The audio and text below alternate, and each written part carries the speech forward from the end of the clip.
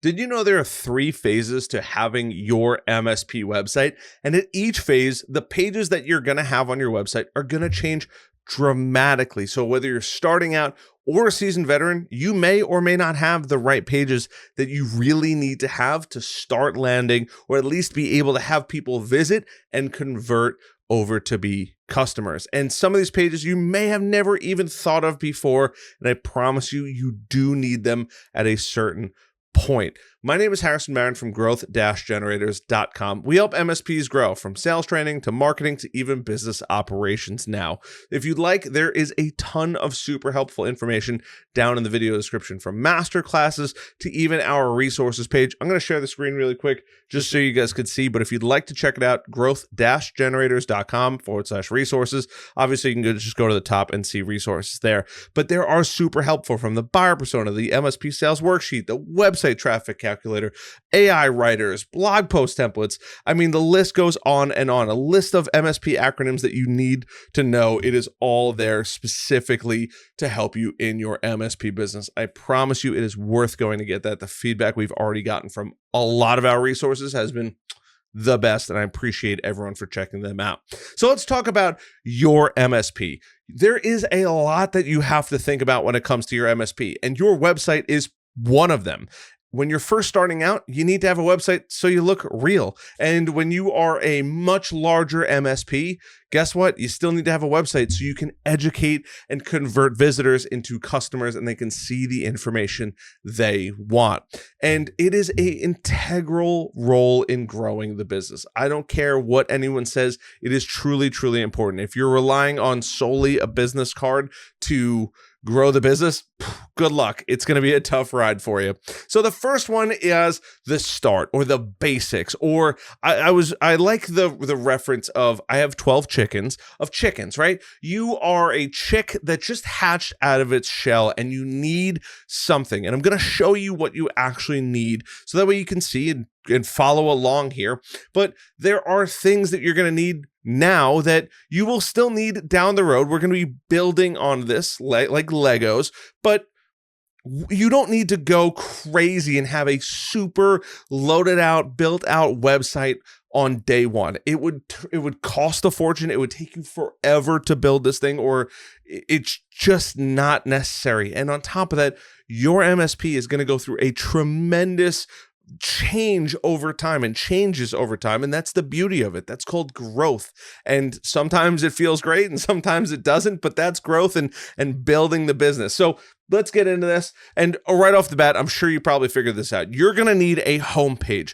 Now, if you're just starting out, you don't want to build the whole website. A landing page, which is just a page with all of the information on it, is fine to start. But you do need a homepage. You need an introduction, telling people a little bit about yourself, a value proposition. So this company, VC3, I've kind of reviewed their website in the past. I genuinely love it. It's one of the better ones in my opinion, or if not the best one in my opinion. Do you struggle with IT challenges like, my IT person is leaving, right? I don't know if we're secure, unexpected IT costs, all of this. Totally get it. But that's the pain points that person's probably struggling with, and the value propositions to solve that follow that. And then on here, there are clear calls to action everywhere. Now, when you're just starting out, you might have a pretty basic call to action. Totally fine. That would actually be normal. And your call to action doesn't have to be anything crazy. It can go to a Calendly link. It could just be a little form on your website, first, last, email, phone number, but it has to be something. And in the beginning, you might not get a ton of business from your website. That's okay, but you still need to have it to show your business. Now, the other things that you need to have is a who we help. And I cannot stress this enough. If you don't know who to help, I go to the resources tab and go to the buyer persona. And there it is, the buyer persona template. It is fantastic. It's a template to help you figure out where your ideal customer is, where they are online, who they are, what they look like, all of that. You need to know who you're targeting, because your website is going to be building on top of that. And as we go through this, you're going to also see why it's really, really important through that. But you need to be able to tell people who you help. So in this case, they have industries, because these are the industries that they help. Now, VC3 is a gigantic company. They are, at least from what I can find on LinkedIn, well over 500 employees. They are a massive, massive business. But you have businesses, municipalities, local government services, healthcare, manufacturing, aerospace, and defense. I recommend when you're just starting off between 1 to 3 of I should say those niches, but 1 to 3 niches. Anything more than that is a tremendous amount of work. And quite honestly, you don't want to go into something and say, we can do everything, because first, you can't. And two, you're going to get so overloaded trying to learn all of the business. I understand there's low-hanging fruit, but sometimes you don't want the low-hanging fruit. It is going to come back and bite you in the rear end. I promise you that one. But you want to have a services area. You want to be able to show who you offer, the industries, or who you help, whatever you want to name it. Now, in this case, I'm just going to go with local government services because it's kind of interesting. And in here, you'll see that they talk about police, fire, and water and sewer critical infrastructure, right? And you want the police and fire to show up when you need them most.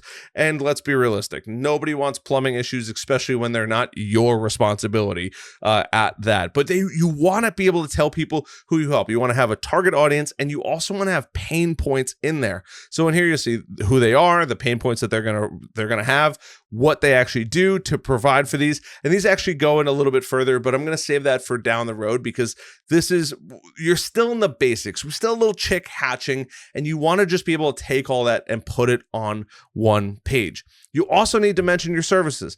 Now, VC3 has a ton of services, from managed IT services, cloud hosting, co-managed, managed VoIP, managed security services, data backup and disaster recovery, security assessments, CMMC compliance, SharePoint, Power BI, web design and hosting, application development, and that's what they have on their website. That is crazy.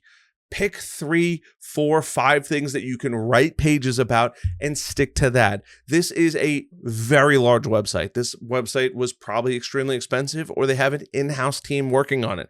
Either way, you do not need all of that. 4 or 5, you can have one page with the services that you provide for your target customer, the service offerings you want to mention, and the benefits, because you want to sell on the benefits. People love benefits. If you remember back in the day, iPods, right? It wasn't 500 megs in the pocket or whatever it was. It was 1,000 songs on the go, or 1,000 songs in your pocket. It's the benefit, not the actual what they're getting. Trust me, people don't want that. And last but not least is you have to have a way for people to contact you. Like I said in the beginning, you might have it on there. They have vc3.com/contact. They have a talk to sales and a client support. This is probably a little overkill. You can just have a reach out to us, schedule a call, something like that. I do like when it lives on its own page, so that way people can get to it from the nav menu. You could go into it with anchoring, and we're not going to talk about that, but just having a nice page, clear, concise, a phone number on there, maybe your location if you're going to have people show up and drop computers off. All of that is good stuff, but you do need a contact page. It is worth having, and even some business hours. Give some people some information about when you're active, so they're not putting in a request at midnight expecting a call at midnight. That is super, super important to have. Now, next is you're going to be going through, you're from that chick, and you're going to go through your adolescence stage where you have your growth and expansion. Now, good, bad, or indifferent, you're going to grow, hopefully, over time by you doing the right things, following this channel, hitting that like button, hitting that subscribe button is going to help you grow. I promise you that. All of those things help you grow. And now your website changes, because if you realize on VC3, we only went through a part of it. We went through only a couple of these pages, and they have a lot on here, and I picked them for a reason. I think they do a really good job, and I could use them as a showing of the stages of growth. But as you go through that growth and expansion, guess what? You're going to have more employees. You're going to have more expertise. You're going to have more help. You're going to have more resources to grow. Hopefully, that means now you're going to start expanding. Unless you're really, really good at one niche and you're like, there is plenty to eat in this niche, we don't need to move on. Now it's time to start expanding when you have the resources. Not a one-man team, a multi-person team, and hopefully complementary industries, right? So you want to talk about the verticals you focus on. In this case, adding more industries. We have They have the businesses, municipalities, local government, healthcare, manufacturing, aerospace. There are plenty of businesses out there that you can choose from, but adding a couple more. If you started with one, now you could bump it up to 2. If you started with 3, bump it up to 4. Maybe 5 is potentially stretching it depending on how big you actually are. But the interesting part is not only are you going to have this, you're going to be making a major shift. You're now going to have clients, and those clients are hopefully going to become raving fans about your business. This is where things get kind of crazy. You now need to start producing case studies.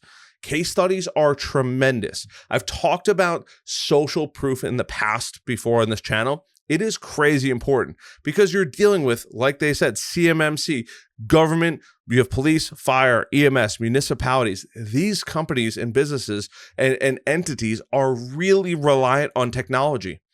Yes, they can go and see your reviews and maybe word of mouth, but there is going to be a point where they need proof. And the easiest way to get proof is testimonials and case studies. And case studies are far better, in my opinion, than testimonials. We have, in this case, I'm just going to click on the city of Sumter. I hope I'm saying that right. I think it's Sumter. Population talks about what they did, how they do it, the process, the investments, the relationships, all of that good stuff. But now somebody that's looking to potentially get involved with them has the ability to absorb the information that they need and then succeed and make a key decision. Hey, we really like this. We saw that this was interesting. And it just gives them the feedback that they actually need.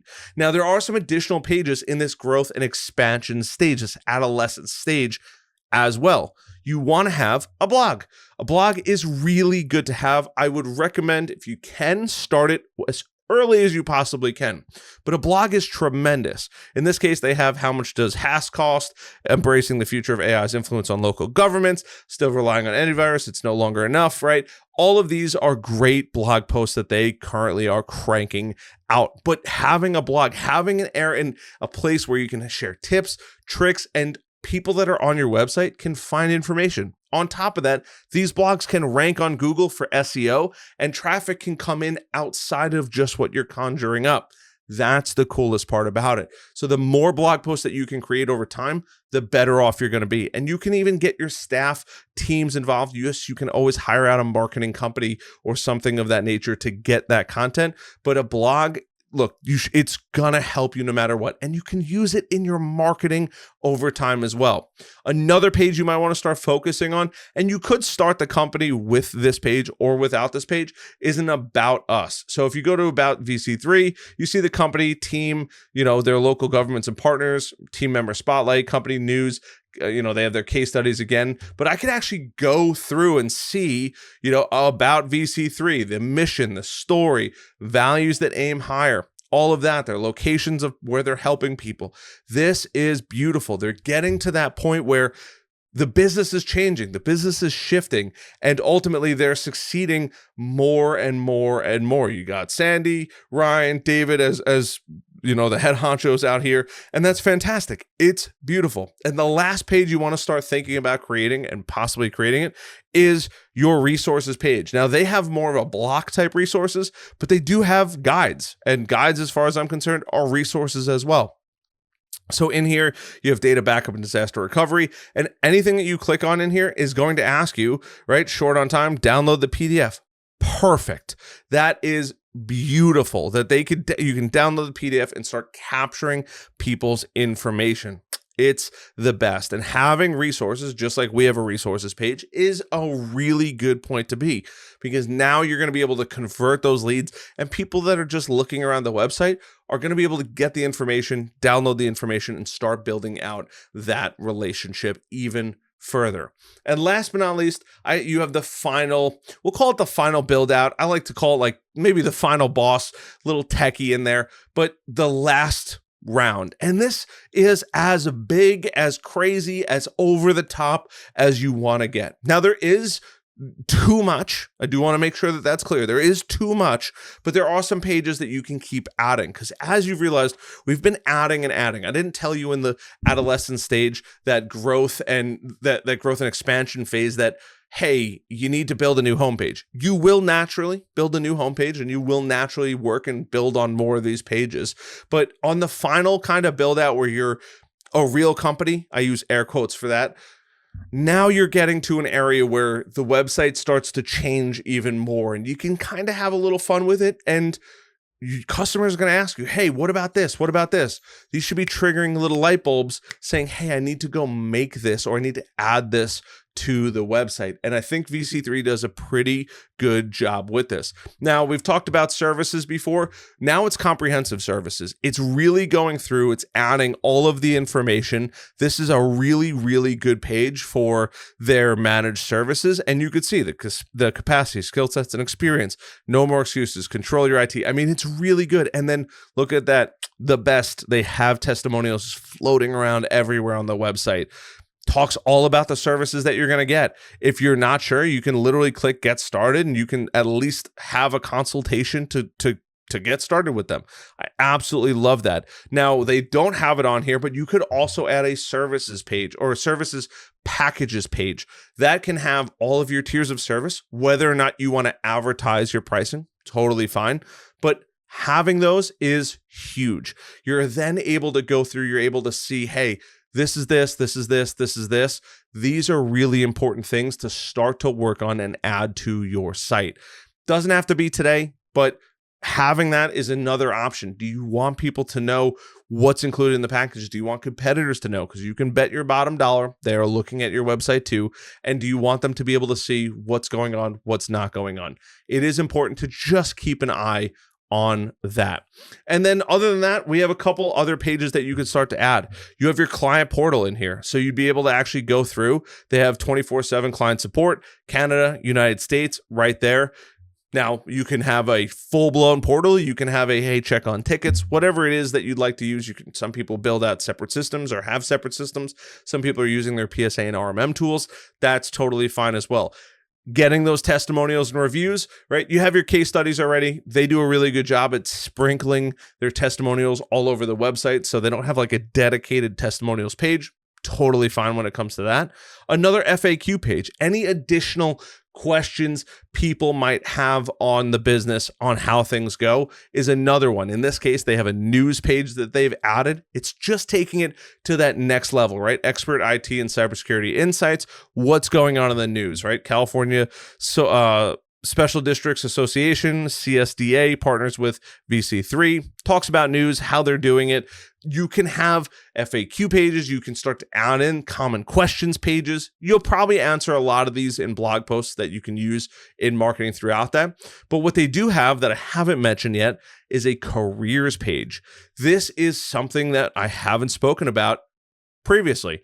They have now, you can see open positions. They are a bigger company. They're constantly looking to get applications so that way they can, if as people grow and migrate and change businesses, they always have a fresh stack of new applicants, and people that want to work for the company have an easy way to go and apply for them over time. And last but not least, they have security and compliance on the site. At the point that they're at, there is a need for security and compliance. There is the ADA, American Disability Association. I'm sure that there's something similar in the rest of the world. You have GDPR for Europe and how you're gonna deal with sensitive data. Not so much HIPAA, but more so contact information. What are you going to do with it? Anti-spam laws, all of those things. But you have to make sure you have these privacy policies, terms and conditions. All of that is going to be on your website. There are things that now you're kind of a big fish. You can't really turn a blind eye and say, hey, you know what? I'm not going to worry about that. No, this is really important stuff. You have to really be aware of what's going on, what needs to be done, and making sure that you are compliant, your website's safe. If you use one of the big companies, Wix, Squarespace, you guys know I already love Wix. That's fine. It'll take care of the security part of it, but you still need to be worried about other rules and regulations. So learning that. This is something, when you get to this point, it's definitely a good idea to either hire somebody internally to work on this 24/7 or outsource this entire project to a company such as Growth Generators or another company, because this is a huge undertaking. It's a lot of content. It's a lot of design. It's a big, big project.